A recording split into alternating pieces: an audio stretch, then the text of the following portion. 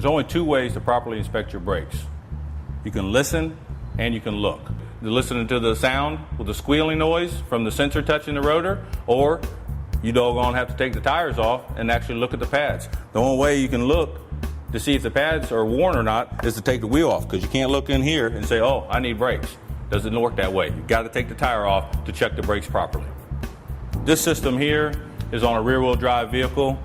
Most rear-wheel drive vehicles have a hub rotor assembly like this.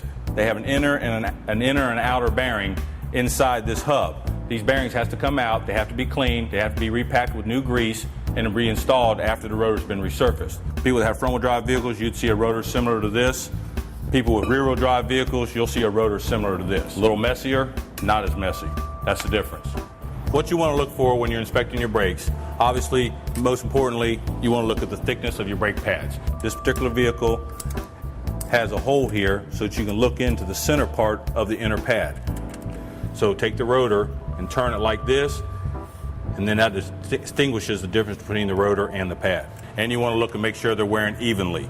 Sometimes brake pads will be wore out down here and be full here. That's an indication your brakes aren't wearing equally. This is what a good pad looks like. This is a brand new Bendix pad. It's got plenty of lining. A person should be able to go 50,000 miles on this set of brake pads. And this is a wore out pad. Pad's almost completely gone. This customer only has a couple thousand miles left before their brakes were actually metal to metal. Brake pads have a metal piece, and then they have the padding itself. You can see the difference in the two pads. Hardly any pad left. You can see the metal, but no pad left compared to this. On the outer pad, you want to do the same thing, inspect the outer pad just as you did the inner pad. You're looking at the thickness of the actual pad itself.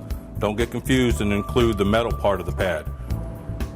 Different issues you can have is the caliper seizing up, the brake hose going bad, meaning the rubber inside the brake hose here will actually deteriorate and come apart and actually block the line.